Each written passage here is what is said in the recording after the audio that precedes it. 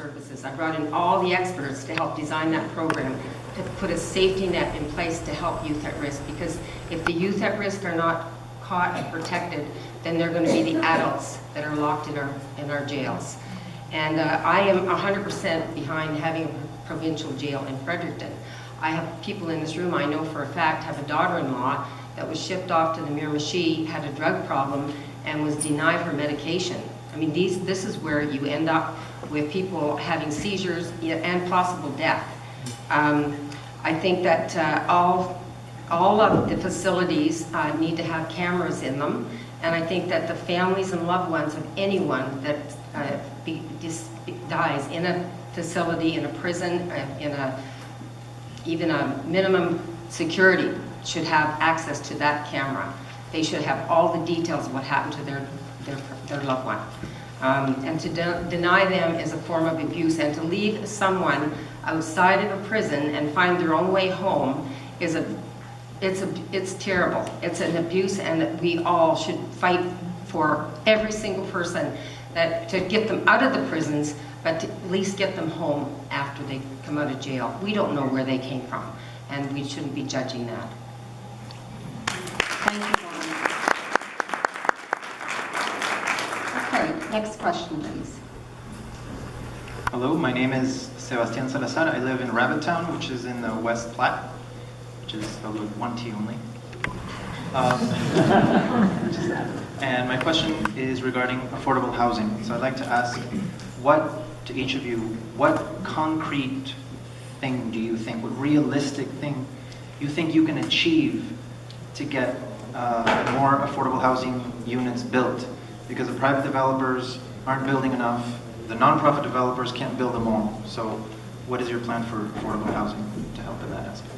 Okay, so we start with you this time, please. Yes. Well, certainly, as someone who's running to be your representative here in Fredericton South, I want to be open and transparent with you. I believe that the X should be turned into housing. We are a growing city. We need to densify our city if we're going to continue to grow and grow in an efficient manner. I love the country fair. I grew up going to country fairs.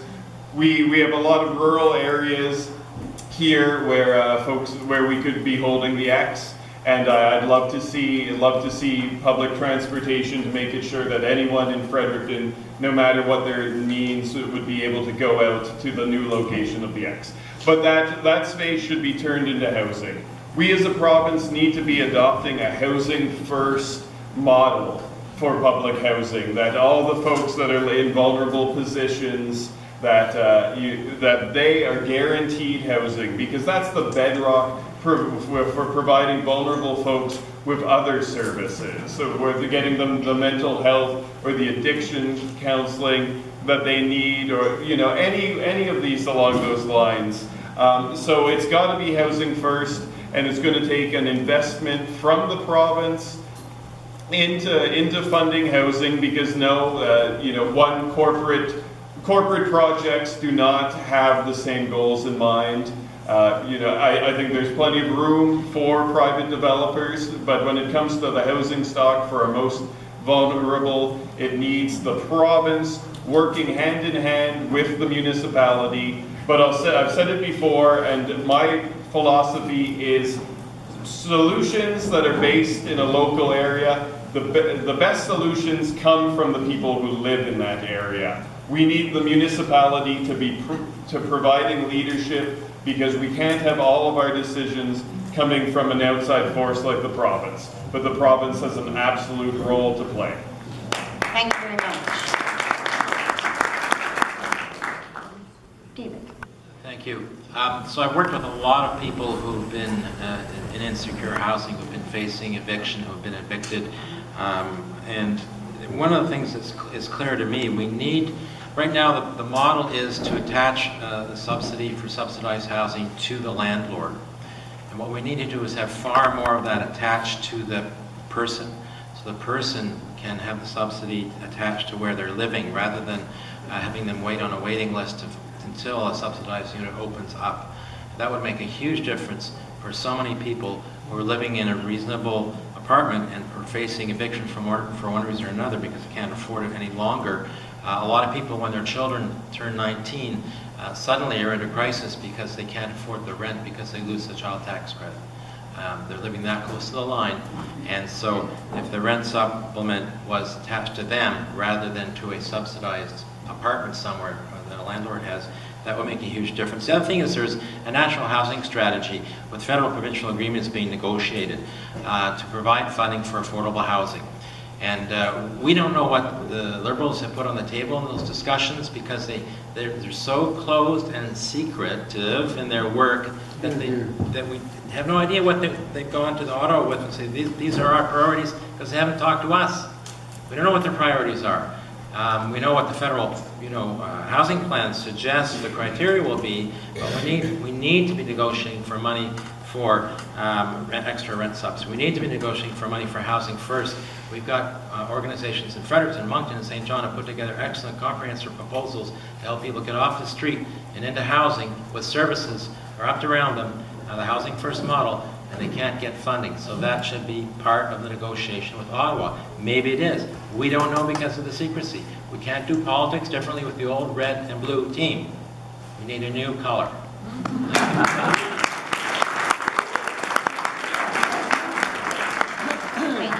Susan? Thank you very much, and thank you for the question, Seb. I think actually the City of Fredericton has been working really hard on affordable housing, and in part thanks to some of the nudging and pushing you've been doing with them, so congratulations on that. And I think the Housing First model has been clearly established as the model thanks to the Community Action Group on Homeless here in Fredericton. And we've seen similar, actually we saw our Executive Director for the Community Action Group on Housing go to the national level and take on the leadership role there and continue to influence the policies that are being built here in New Brunswick, including the adoption of the Housing First plan and the funding of Housing First pilots in Moncton and in St. John and here in Fredericton. And we've seen good results. So the partnership that was delivered here on the north side in Fredericton engaged the John Howard Society and a number of others to wrap those services around those folks. But there's a couple more pieces to it than that, because we do need to improve NB housing stock. We need more of it, and it needs to be better. But there's a couple other things we can do to make housing affordable. One of them is increasing people's wages, so increasing the minimum wage contributes to that. Another is increasing things like social assistance rates and continuing with the portable rent supplement that has been piloted and has been proven to be quite successful. So the concept of the portable rent supplement is a strong one that we're going to extend beyond folks who are using it as a mobility supplement to other people as we increase the social assistance rates. Then we have to increase employment opportunities and increase wages across the board so that people have the ability to afford housing while we continue to work with our developers, our nonprofits, our cooperative enterprises to deliver the kind of nonprofit or the kind of affordable housing that we want to see for those folks. So you have to come at it multiple ways, right? We have to give people the ability to pay more by growing the economy, increasing their wages and their assistance, and then we have to create more stock through the kinds of collaborative partnerships like we've done with the House here in Fredericton and like we've piloted in Moncton. So more needs to be done. We need the municipalities to continue to play leadership roles like the one that we've seen here in Fredericton. If we're going to get this to the point where I think we've all seen it, that the number of people who are struggling to find housing is too high. We need that to come down. There's great models proposed by the homeless shelter even for how do we build transitional housing to move people from the homeless shelter to something that's transitional, that gets them onto their feet to then find the NB housing stock that can help them go from there. Thank you, Susan.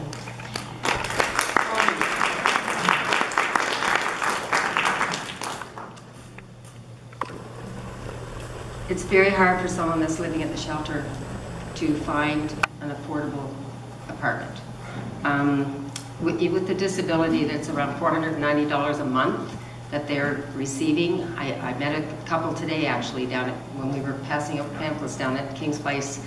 I spent years working with the people from the shelter, trying to find them places to live, and some of the dives that are available, it's really, nobody would want to live there.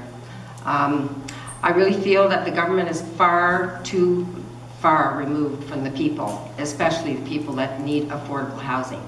That includes seniors. We need more affordable housing in Fredericton, but it certainly should not be on our exhibition grounds. I think that the partnerships need to be more, like Susan was just saying, like with the City of Fredericton and collaboration of maybe more nonprofits, the anti-poverty groups, and form new partnerships, maybe even with landlords. We need more housing. people, I met a guy, I was out canvassing up there by the A&W, and a guy came up to me and asked me if I had any money. And he said that he was still living on the street, his clothes were all dirty, just waiting to get into a nonprofit housing. And that, I know there's many out there. And I think that we need to forget the government because they got enough problems of their own. And I think we need to start working with people and big businesses and the nonprofit and the city. And we really need to focus on this. It's not right that we have so many people not being able to find a place. And seniors too, that I talk to, a lot of them. I mean, a lot of seniors, affordable housing is also affordable senior citizens' places to live as well. That includes that.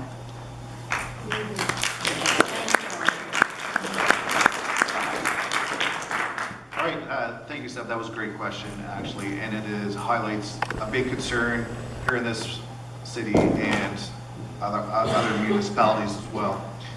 And that's who really wants to take the lead on this, are the municipalities, at which point the province needs to support, push along, provide guidance, the right questions, and make sure that it is getting done right, and make sure that we are getting funds for the federal level. So the federal government, the provincial government can support the municipal government as it provides some solutions. I don't necessarily think that removing heritage sites like the exhibition grounds is the solution. I think that's a little bit too simplistic in my perspective. I think with a little more imagination, we'd find a lot of places in our city for affordable housing. Now, that includes a lot of the municipality issues and a lot of the federal support. What we would do as PC government is really look at this double tax. We are the only province in the country that has the double tax, and as you know, that's a double tax on all rental properties. That affects everyone who is a tenant that lives in the city. When Blaine Higgs was the finance minister, he reduced that tax every year on a process, on a path to phase it out completely. That changed with the new government. Brian Gallant brought it right back to where it was. Well, let me tell you, ladies and gentlemen, that is our #1 tax that we want to lower and reduce in a manner that will phase it out completely so that there is affordable housing across this province, and there's not a deterrent for people who want to invest in rental properties either. For our seniors who are on fixed incomes, we want to make sure they have a home care plan that provides health care in their own homes, giving spaces in our senior citizens centers for those who truly need it. And in this way, we'll provide better home care, better housing to all Fredericton. Thank you. Thank you, Scott. I'm looking at the clock. It's already 8:05. There are several people at the mic, so I would invite you, if your question can be short or great, if your answer can be short or great, and let's see how many people get a chance, that we can give a chance to ask a question. Next speaker, please. Hello, my name is H. Cleary. I'm from Fredericton South. I actually live across the road, which if I had my glasses on, probably is on the list somewhere. So, my concerns are to do with public health. I believe we're going back in this province in terms of keeping our people healthy, creating healthy communities. And we are talking a lot about putting more and more money into treating people when they're sick. Well, if we had more money into prevention, or more systems, better systems in prevention, and keeping people healthy, then we may need less in terms of treatment. And I do get concerned, with all due respect to the Liberal candidate, when I hear things like consolidation and amalgamation and so on. Because I think that cutting costs shouldn't mean cutting corners.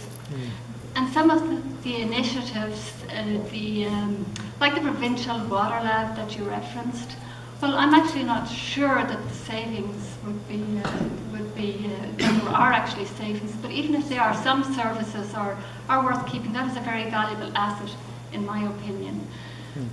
So, but my question actually is, well, first of all, I do recognize that there are things in all of your platforms, like transit, reduction of poverty, and so on, that these are all things that are important to public health. Restoring the ferries to increase community transportation. So health is broad, public health is broad, and climate change, of course, is one of the things that's really valuable. My question, though, is very specific. Over the last couple of years, I have noticed an increasingly aggressive campaign by Alcohol New Brunswick, NB Liquor, in terms of marketing, and they recently boasted about making an increased profit. Now, we talked about addictions. I believe if we had proper systems in place to manage addictions, prevent and manage addictions, we wouldn't be talking about building new jails. We'd be able to close them. And so yet we are talking recently about marketing cannabis in a very aggressive way. Subliminal advertising, in my opinion, is the approach that has been decided on and is being promoted. I agree with the legalization of cannabis. I agree that government should have some revenues from that and put it into prevention and treatment. I do not believe we should be seeing it as an economic investment. So my question specifically to candidates is, if your party was elected, or if you are our representative in government, will you actively support reversing the aggressive marketing strategies of NB Liquor and changing the approach that has been generated by Cannabis NB? Great question.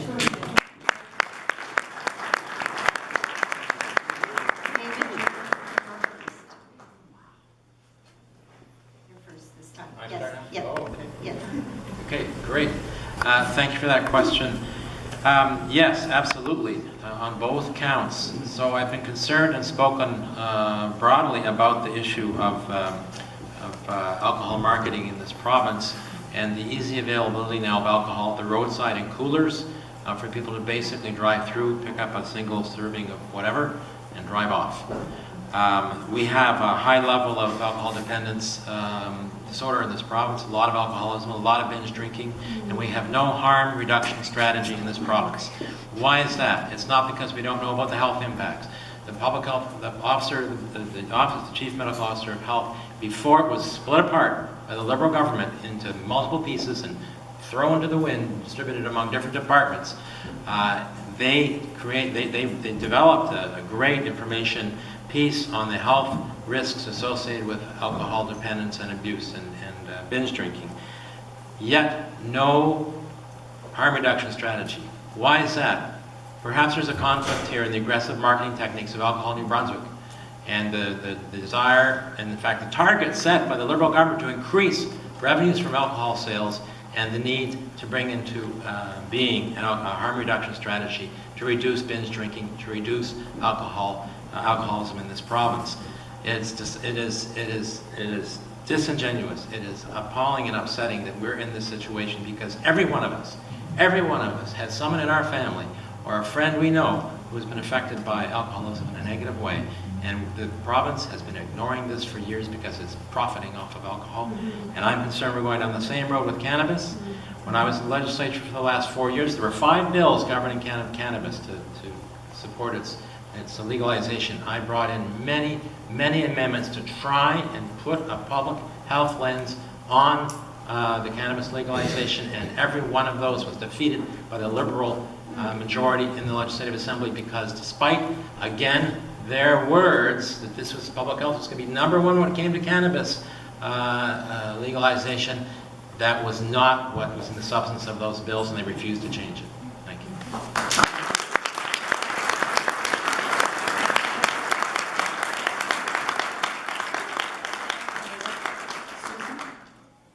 Thank you very much for the question, Dr. Cleary, and I appreciate all of the preamble around the importance of preventative investments in our wellness in order to reduce the need for acute care, as well as your comments about NB Liquor, but I think your question was about Cannabis NB, if I understood it correctly, and specifically their marketing. So people in the room will probably be aware that I was part of the group who was looking at cannabis as we'll call it, an opportunity for New Brunswick.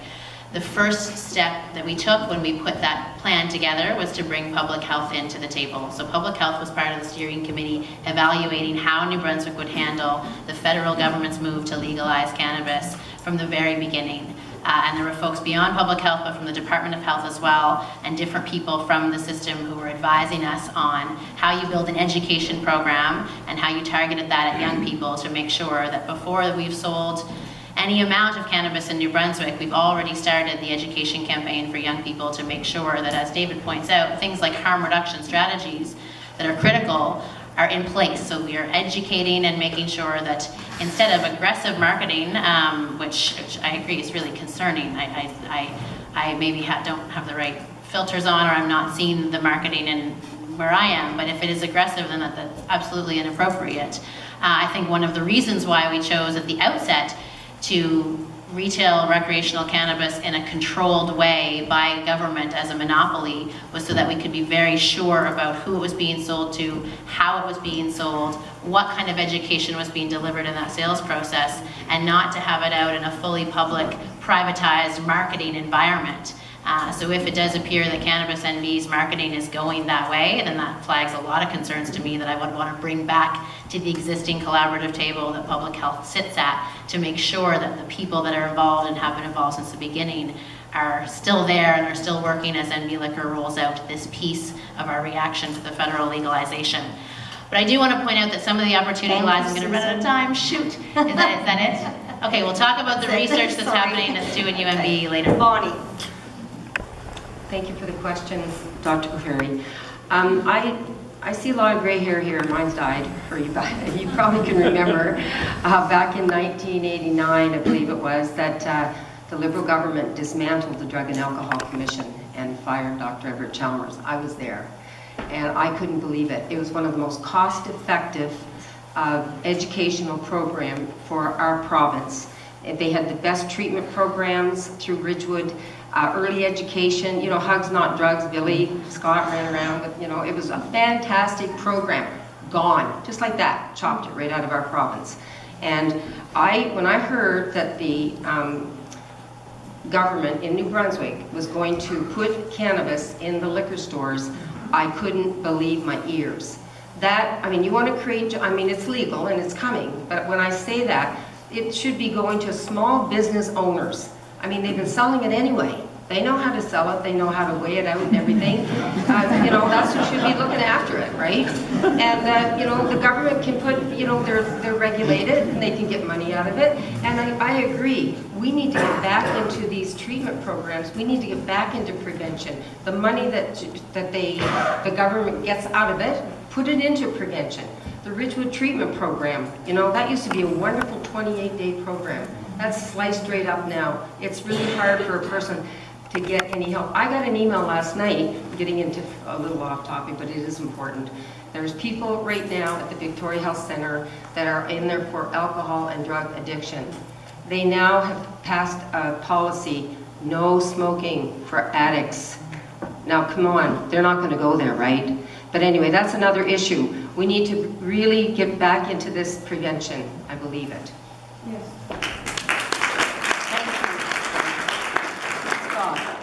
Yes, thank you for your question and your concerns, Dr. Cleary. That is pretty disconcerting, but this is where we are. We have a government now that is so desperate to make more money, they're going to get into selling marijuana, which Please speak for your own party. That's right. But I mean, hello, this is where we are. So where are we going to go? This is disconcerting.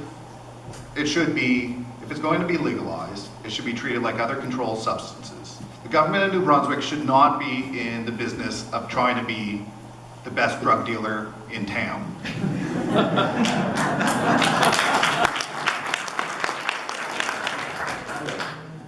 We have pharmacies that distribute narcotics that are far more dangerous. They can do it securely. We do not have to invent an entire agency just to do that. So here we are, we have them now. So what we need to do is just make sure that they carry on in a responsible manner.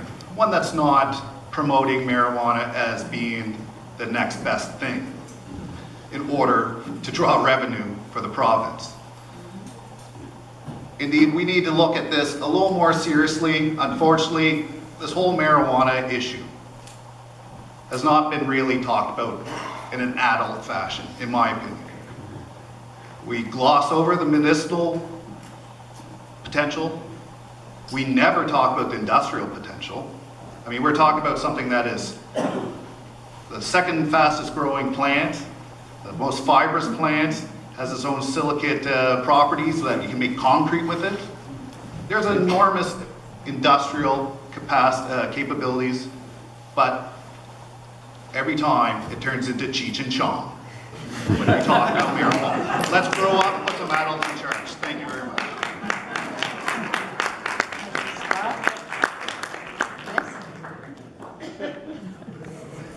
It's time to update your references, Scott. We're in more of a Harold and Kumar era now.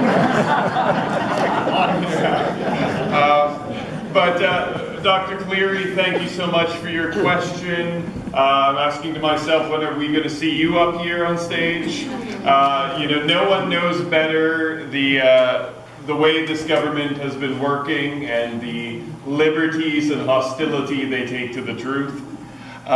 You know, certainly I can think of, you know, you make fantastic points about preventative medicine. I can think of some human resources costs that the government has had recently that would have been better spent on our Medicare system. And yeah, alcohol, marijuana, these are all things that we know are going to be in children, well, hopefully not children's, but young adults' lives. And so we need to address it frankly. Both the successive liberal and conservative governments have not been taking the curriculum in schools seriously. I've been told at the doorstep by a UNB grad student studying sexual health in our province that it's been more than 12 years since there's been an update for our junior high sex ed curriculum. We have a commitment in our platform that we should be, you know, we need to address the taboos. We need to create environments where our kids feel safe talking about issues. So yeah, we need, and that would be just one part of a harm reduction strategy. And you know what? And we have a government that has shown itself very uncreative when it comes to alcohol, trying to put up barriers to bringing out inter-province alcohol in the system. That the NB Liquor has become bureaucratic. We should be looking more into bulk buying, because you know what? Our liquor commission is an important part of our tax revenues, and I would not change that. But we need to be looking at bulk buying to increase revenues rather than irresponsible marketing. Thank you. No trouble putting up the time. Carolyn, go ahead. Hi, my name is Carolyn Lubadarcy. I live in the West Platte. And my question is about an issue that's been gaining momentum really since the previous PC government signed the 2014 Forest Strategy Management Deal. And then the next government, the Liberal government, did nothing until, you know, this review that appeared a couple of weeks ago. My point is about part of this strategy, which involves herbicide spraying on public land, which is the public forest, the Crown Forest land, and NB Power. I just want to mention a few things so that people in the audience who may not be aware, that they realize that this issue is really quite large for New Brunswickers. 35,000 people signed a written petition that was tabled at the legislature, which resulted in no action, you know, by the previous government. And through freedom of information requests, you know, the amount of money that taxpayers are actually subsidizing this practice with, last year it was 2.8 million, and it's increasing every year. So taxpayers are paying for a practice that doesn't give any benefit to the taxpayers.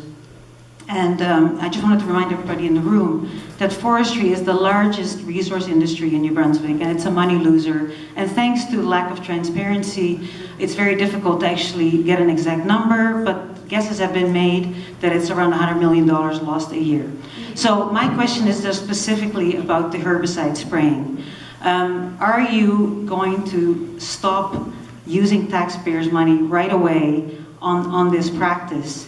And the other question is, If elected, do you pledge to either introduce during the first sitting of the next legislature a motion to ban herbicide spraying on Crown land in perpetuity, or alternately, do you pledge to fully support such a motion and actively vote against any amendments weakening it?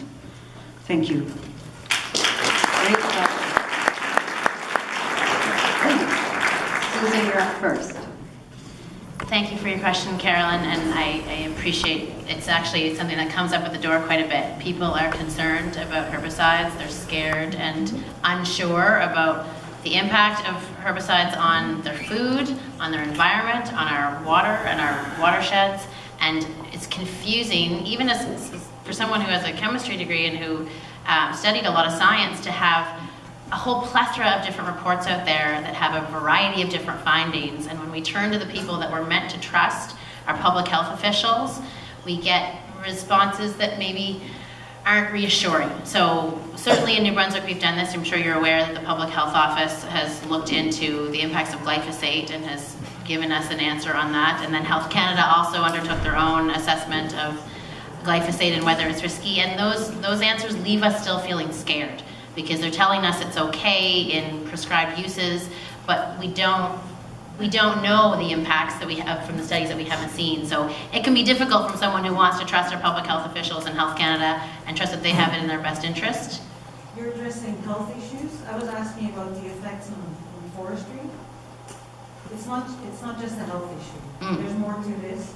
Absolutely. So please don't just use that as an excuse. Certainly. So my concern is that there's unknown impacts of this using herbicides in a variety of different ways.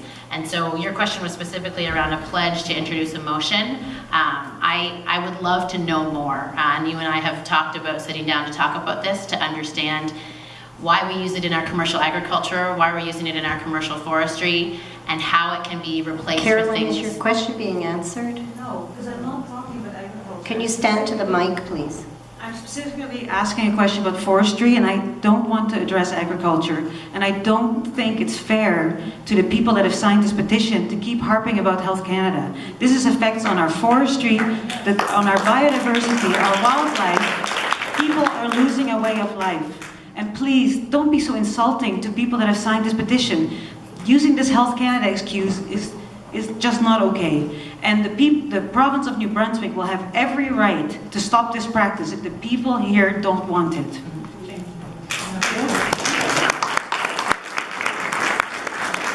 So I appreciate you're looking for a ban on spraying glyphosate on our forestry, Crown land forest operations, and that's something that we need further information on to determine what the alternatives are. But I agree that I am unsure about the impacts of this in our system, period, in our ecosystem and for our habitat, and I would love to know more so that we can replace it in our Crown land management systems. Thank you. All right, Bonnie. Okay, the people's, well, first of all, I want to address 35,000 New Brunswickers have signed a petition. This isn't the first petition that I've heard of with thousands of names on it. There's been no response or no action from the government. And it's time that the government started listening to the people. I just want to mention that the People's Alliance platform includes banning all spraying on Crown land and forests, and yes, we would introduce a motion to ban that.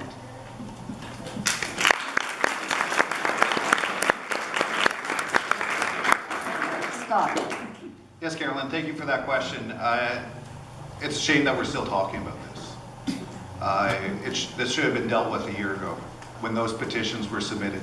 35,607 signatures, I think that's a record for petitions here in New Brunswick. And certainly we wanted to address it right there and then. And actually my colleague, Ross Wetmore, put a motion for us to get to the bottom of this immediately. Carolyn, is your question being answered? Well, no, because this motion by Ross Wetmore was to put a 9-month halt to spraying while the committee was put together, and who knows who was going to be on that committee. So that's a pretty weak offer, actually. Well, right, sure, if you're looking for us to just eliminate it, yes, I can see your frustration. But the fact is, that was well over 12 months ago. That 9 months would have came and gone, and we could either have be talking about the resolution of that, but we can't. We can't talk about anything because nothing happened. And no, I know we don't want to depend on Health Canada. I don't know if we can trust them on this issue, to be honest. So we need our own answers, full stop. We need the facts. We need to know what do we replace it with. We're not going to send shepherds up through the power lines grazing sheep, so we need to have a sensible alternative on the table as well. But the fact is, we wanted to address this. We wanted to get to the bottom of this. And yes, 9 months is a long time, but it would have got us some answers. Could have got us a committee that would have actually provided us with real facts and results. But we never got to that because the government voted against it. And Mr. Coon here left the legislature before the vote happened, so he didn't even take part in it. So perhaps he can talk about that when he gets Can you his turn. stick to what you're doing, please? Thank you. Thank you.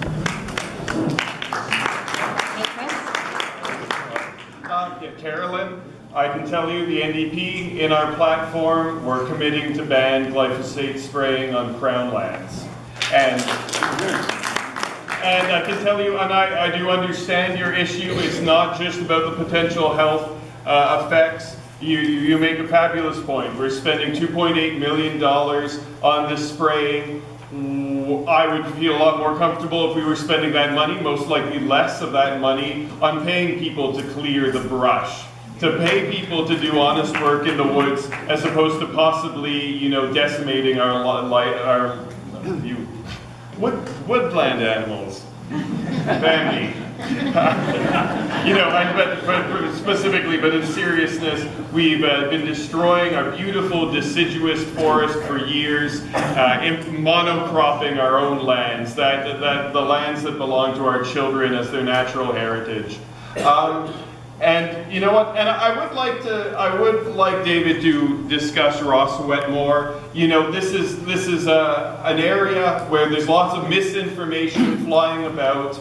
And the worst thing you can do as an elected official is to not go to a vote. You should either go to it or vote against it, and be clear with the public about why you voted the way you did. You can give nuance, you can talk about your concerns that you had, but when you don't go to a vote, you leave a vacuum, and people fill that vacuum with all the misinformation possible. Are you committed to, your party is committed? Is that what you're saying? Carolyn, are you getting an answer? Right out of the gate. I'm getting an answer, but I think everybody needs to know that Wetmore motion was weakened by the Liberal Minister of Environment into just asking for an update to the report that had been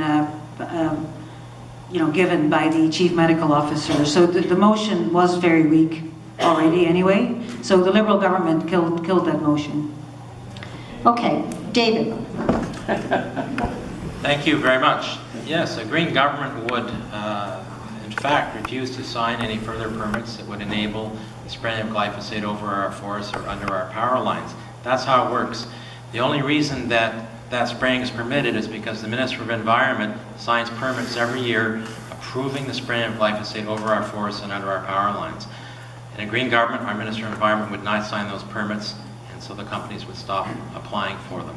So that would be the end of glyphosate spraying over our forests and under our power lines. We can't just do that though.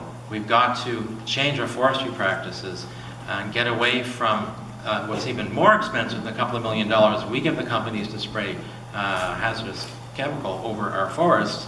We've got to stop spending all this money on converting our natural forest into plantations. It's costing us a lot of money, and it's altering both the ecological nature of the forest and the economic opportunities of our forest by creating a very simplified forest system that means we can only produce some very simple few kinds of forest products. So we need to do that, and that means ripping up the contract that was signed with JDI and the other big companies that gave away all that extra wood and resulted in the deregulation of forest management in our province.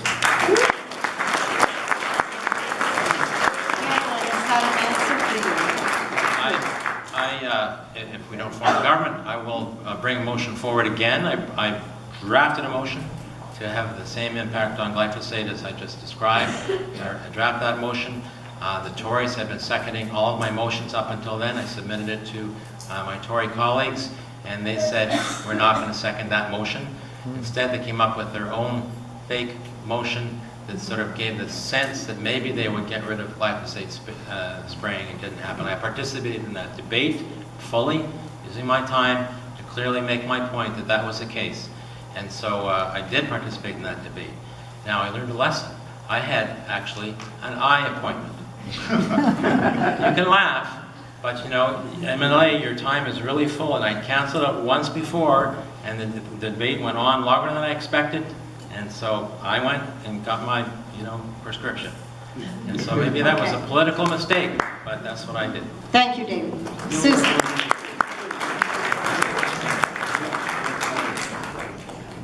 So, we have another question then. Everybody's answered this now? Okay. I'm so interested in all these responses, I've forgotten where I am. Okay, go ahead, your question. Your name and where you're from, please. Yes, my name is Michael Boland and I live downtown. Okay. So I want to thank all the candidates for coming out. I'm sure I didn't meet any of you at the door. And I want to be respectful of the people behind me, so I'll get right to the point. And I'm really going to pose the question to only one candidate. I got her brochure in my mailbox, Dr. Clark. I read it with great interest. I see that your party, you and your party, are advocating abolishing the Official Languages Commissioner. If that doesn't exist, go to your local MLA was the suggested solution. And I also note that, I will tell you, I was troubled by one of your board members making inflammatory statements on language comparing the Acadian flag to the ISIS flag. You being a doctorate, I'm sure you might be able to share with us what your reaction was and what you said within the party when that came out. And furthermore, I noticed that you don't have any candidates in 19 ridings in New Brunswick, and when I look at those are the ridings that are Francophone majority. You call yourself the People's Party, and you don't have any French people who are running for posts. And your question, sir? Here's my question. What's your question? How can we be sure that you and your party and have confidence that you will treat both language groups fairly and justly when you're not running any candidates at all in those majority Francophone ridings? Thank you.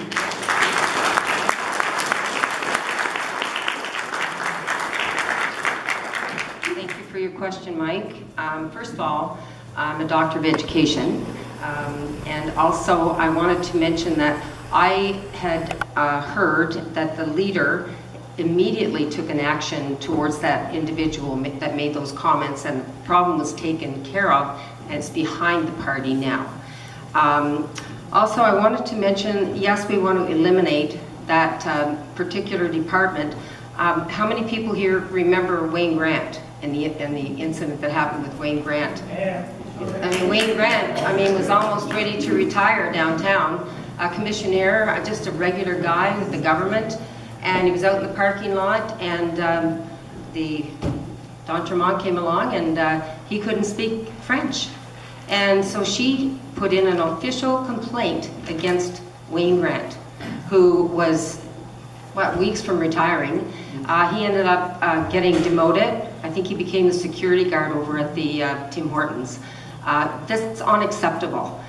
We are supporting bilingualism, of course we are. It's a constitutional right for all New Brunswickers, all Canadians. We do not support duality. We do not support two healthcare systems. We are wasting money. We're throwing money out the window. I had a barbecue 2 weeks ago, and a beautiful gentleman named Mr. Frenette came to my barbecue, and he came to me and he said, I'm going to vote for you because I'm sick and tired of the duality and the segregation of my little granddaughter going on a French bus and her best friend across the street going on an English bus. It's a waste of taxpayers' money, and everyone wants to know where the money's going. Has your question been answered, sir? She's given an answer, but just keep in mind, that little 5-year-old on the school bus, I hope somebody, if she doesn't speak English, is going to be able to speak both languages on the school bus. So you see, if you respect language rights, you've got to have people in the frontline jobs who can handle the service. They don't have to wait a half hour for a policeman to arrive, and they don't have to wait a half hour when they're in the lineup at the local hospital saying, if you speak French, wait a half an hour, we'll get somebody. Thank you. That money. Thank you. Next question then, that was specifically for Bonnie, correct? Yeah, okay. Go ahead. Hey there, Chris Ramsey. I think I'm in Forest Hill. I'm up in Skyline, so that's the closest thing. Okay. Yeah, okay, I'll keep the question shorter than I was expecting to ask it. So I want to ask a question about a pool, Cermak Taken pool. And as you guys are probably all aware, it's been a real political hot potato in this city for 10 years. Most recently, over the last year and a half, really heated up because UNB finally sort of planted the stake and said, we're going to demolish it. Actually right now, in September, this month, right before this election. That sort of the last 18 months played out with lots of politics, lots of drama in the paper, the community rallying hard at an exhausting level to try and bring all the parties together and get a solution. And finally, thank you, David, for helping us. Thank you, Susan, for helping us. Thank you for the Premier's office for coming in, volunteering to come in and facilitate the discussion between the city and UNB and offer a little bit of money to bridge the gap and keep our pool open for the next 3 years until we have a new pool. There's a lot at stake. All of our youth sports programs that have to do with aquatics are housed in that pool. All the pools are full. If that pool goes away, those sports cease to exist in Fredericton. There's almost 100 seniors in a program in that pool. They're literally being kept out of the hospital. It costs between $800 and $1,000 a day to keep a senior in the hospital in New Brunswick. All these programs have been waitlisted for years. So there's a lot at stake there. So fast forward to today. So 3 months ago, so I'm getting right to it. 3 months ago, we saved this pool for 3 years. There was a statement made, we will have another pool by the end of 3 years. There's been no commitment. There is no plan. Nobody has said anything about a new pool. The clock's ticking. I want to know from each candidate, where do you stand on committing to a new pool in the capital city of this province and coming in and facilitating a solution to that if you need to, if it turns out to sort of happen the same way things have happened in the last 18 months. Thank you. Okay, so I think we start with Bonnie, that was specific to you, so is it okay to start here? Is that all right with you? Okay, go ahead. All right. I live right down the street from the pool. I love pools in cities. I think we need to increase the taxes to big corporations like Irving, and government needs to put some of that money into prevention, into this pool. I think UNB and a lot of other partners need to come together to save that pool. The benefits, I mean, you know what the benefits are. We all know what the benefits are. But yes, I would make a commitment to do everything I can to work with the partners at UNB and in the city and the government and big business to keep that pool going. I don't know, I would just want collective partnership and committee and commitment and money. And just to be clear, this is about building a new pool, because that one's going to get just demolished in 3 years. For the new pool. Yes, okay. Thank you. Scott. Yes, thanks Chris, good seeing you again. And of course, when last time we were speaking, it was with our leader, and we were talking about a permanent solution to the Fredericton pool situation. Not just a temporary one that lasts till the next election cycle, but a real one that lasts a generation. We need a pool, obviously. Capital City needs an aquatic center. We need it just for the kinesiology program at UNB. We need it for young people in their programs. We need it for sports programs. We need it for elderly. So this goes across, this is a holistic service that's being provided. And certainly I am committed to fight for it as MLA. One thing that we propose to do it so that we have a permanent solution, including a permanent funding model. Saying you're just going to tax Irving and build a pool with the money, that's just not realistic. First of all, any tax you put on Irving, they're going to download it right to the consumer. It's not like Irving's going to take it out of their profit. If anyone thinks that, I mean, this is the wrong place, right? They're going to download all kinds of taxes right down to the consumer. So that's not feasible, that's not a sustainable method to fund this. What we need to do is empower our regional service commissions. It's not just the city, it's the entire region. And right now they have no funding models that they can even pay for any kind of infrastructure. So we need to provide them with the tools so that they can provide their portion of the price tag, which is not cheap for a good pool. and make sure that we have that kind of empowerment in the communities to make those decisions, collaborative efforts, partnerships, and make sure that it's done in a way that maximizes the value for the tax dollars that are being spent. Thanks. Thank you, Scott. Chris. Well, you are in luck, sir. You were talking to the bronze medalist in the 100-meter breaststroke and in the Saint-Jerome regionals in 2005.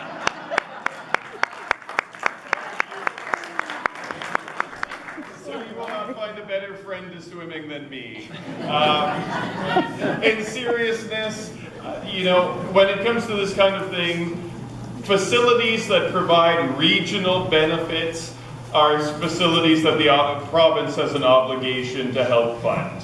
A regional aquatic center, obviously it benefits the lives of seniors, kids, adults, in a much broader range than Fredericton, and that's why the province has an obligation to help fund it.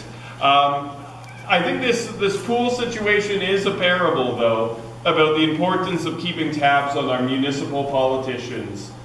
We have a situation right now where the city has seemed largely resistant to funding this pool, whereas at the same time they seem incredibly eager to fund a refrigerated skating rink in Opposite Square. It just, you know, I've said it before and I've said it again, they've got to give their head a shake. They're refusing to fund something that people have been angry, well. So what will you do? Well, I will fund the pool, and I will also serve as a model representative, as someone who is responsive to the concerns of his constituents, as opposed to, I don't know, buying a bridge someone's trying to sell them when it comes to that skating rink. Thank you, Chris. David.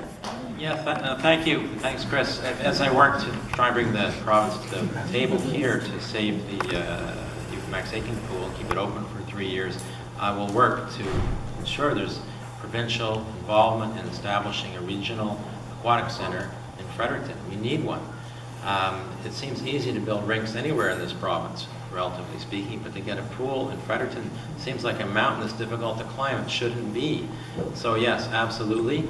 And for all of the reasons everyone has said, but the other thing is we have a bit of a health crisis with young people in our city and in our province with inactivity, and I just can see this pool being a place where so many kids can go and spend time who can't afford to play hockey or are not interested in playing hockey, to get out, to get exercised and enjoy themselves, be part of the community.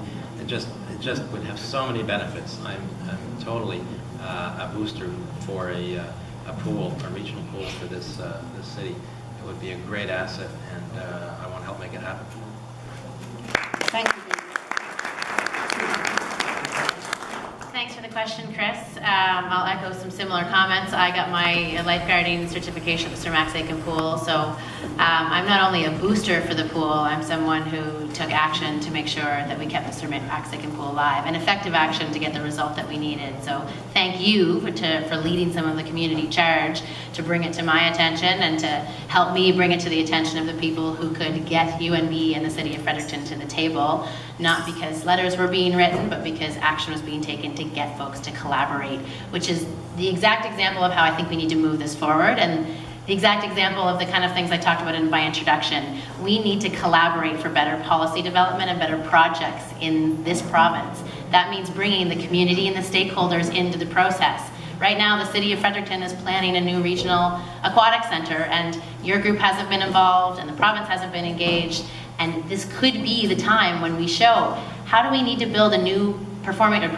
regional aquatic center that has seniors at heart and that has kids at heart and that could contemplate what our future population will look like and serve the whole region. We need a lot of different voices at that table, and then we need people bringing those voices back into the rooms where the budgets are being set so that they can advocate for those projects that are otherwise left unchampioned right now. So I was really pleased to be able to be involved and to get the action that we needed to keep Sir Max Aiken open. I will absolutely continue to be involved to facilitate the kind of collaboration that gets us the right regional aquatic center for Fredericton.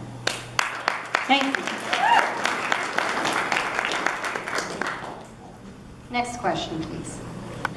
Your name? My name is Norman Laverty, and I live in Fredericton South.